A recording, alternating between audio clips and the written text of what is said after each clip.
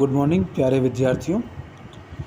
जैसा कि मैंने बताया था, प्राचीन काल में जो विवाह संस्कार होता था एक, लेकिन विवाह संस्कार भी जो थे वो मोटे तौर पर शास्त्रकारों ने, इतिहासकारों ने 8 भागों में बांटा है। 4 तो जो थे वो श्रेष्ठ थे, अच्छे थे, और 4 बुरे थे। जो अच्छे थे उनमें ब्रह्मदेव, आर्ष और प्रजापत्य।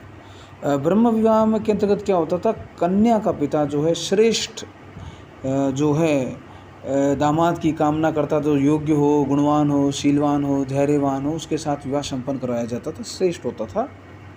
मतलब कुल मिला के वर वधु पक्ष दोनों की सहमति पर होता था।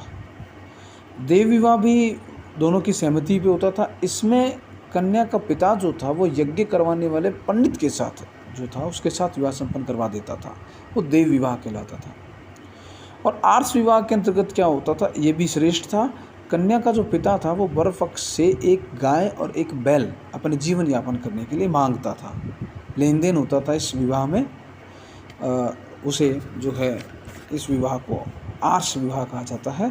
प्रजापत्य विवाह के अंतर्गत क्या होता था कि इसमें भी दोनों पक्षों, वर और वधु पक्ष के जो है माता पिता, लड़के के माता पिता दोनों की सहमति और धार्मिक परंपरा से उनके दोनों के विवाह संपन्न करवाया जाता था।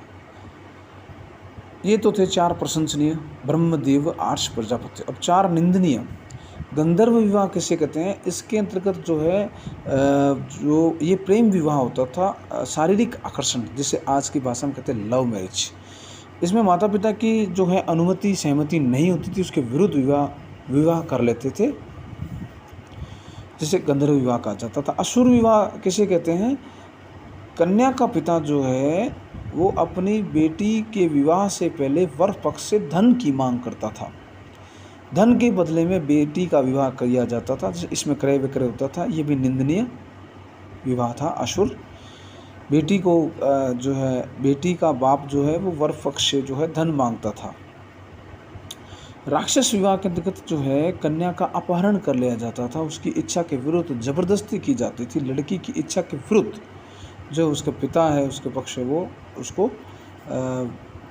उसकी इच्छा के विरुद्ध जो विवाह संपन्न करवाते थे, ज़बरदस्ती उसको राक्षस विवाह कहते थे। पेशाच विवाह किसे कहते हैं, यदि कोई जो कन्या थी, लड़की थी, सोई हुई होती है, बेहोश होती है, पागल होती है, उसके साथ यदि कोई दुष्कर्मी व्यक्ति होता था, उसके साथ समागम कर लेता था, दुष्कर्म कर लेता था, तो उस विवाह को पेशाच विवाह कहते थे।